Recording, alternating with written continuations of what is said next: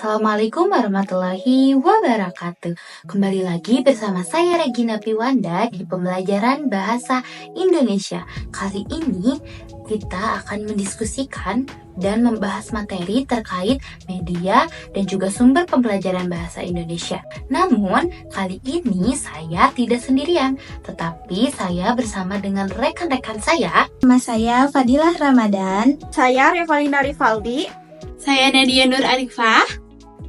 Di sini saya akan menjelaskan tentang sumber belajar. Sumber pembelajaran adalah segala sesuatu yang dapat digunakan untuk membantu proses belajar, baik berupa bahan cetak, lingkungan, manusia, maupun teknologi.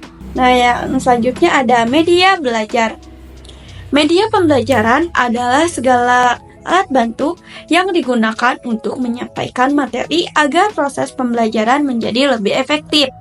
Dalam belajar, ternyata nggak cuma lewat buku loh. Ada banyak cara seru buat dapetin materi.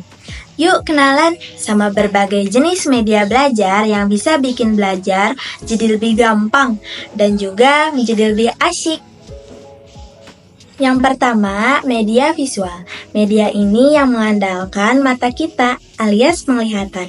Contohnya kayak gambar, grafik, diagram, poster, sampai video. Media ini bantu kita buat lebih paham dan gak lupa karena materinya disajikan secara visual.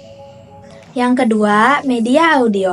Kalau yang ini andalannya suara. Kita bisa belajar dengan mendengar, misalnya lewat radio, rekaman suara, atau telepon. Isinya bisa berupa kata-kata, musik, atau efek suara. Cocok nih buat kamu yang suka belajar sambil santai, tapi tetap fokus dengerin. Yang ketiga, media audio visual, gabungan antara visual dan audio. Jadi, kamu bisa lihat dan dengar sekaligus. Misalnya, kayak video pembelajaran atau animasi interaktif, karena melibatkan dua indera. Media ini bisa bikin belajar makin seru dan lebih mudah dipahami. Yang terakhir adalah media digital. Media ini media zaman now. Gunain teknologi digital buat sampaikan informasi. Isinya bisa teks, gambar, suara, video, atau animasi. Dan biasanya bisa diakses lewat HP, laptop, dan tablet. Fleksibel banget dan bisa dipakai di mana aja.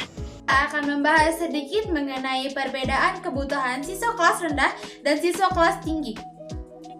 Yang pertama, dari segi aspek karakteristik, siswa kelas rendah masih berpikir secara konkret, imajinatif, dan suka bermain. Sedangkan siswa kelas tinggi sudah mulai bisa berpikir secara logis, juga sudah mulai menyukai beberapa tantangan-tantangan.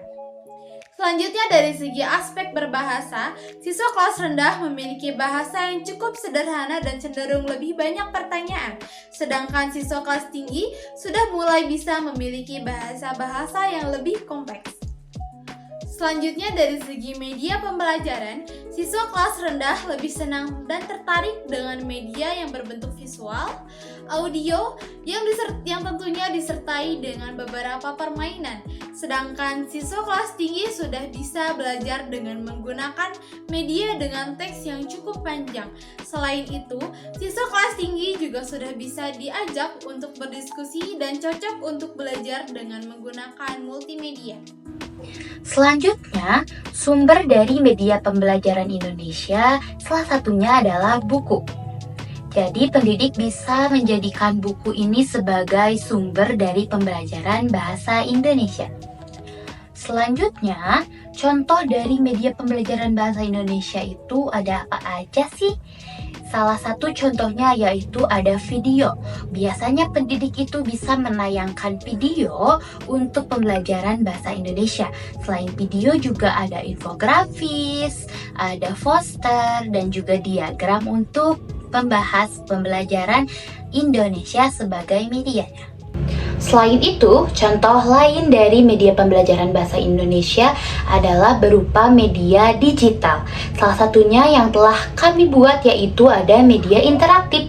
Media interaktif ini sangat cocok sekali dipergunakan untuk sekolah dasar karena medianya cukup menarik dan juga canggih. Untuk pembuatan dari media interaktif ini, teman-teman semuanya bisa menggunakan aplikasi Canva, PPT, PowerPoint, dan juga aplikasi digital lainnya. Terima kasih telah menyaksikan. See you the next video. Bye.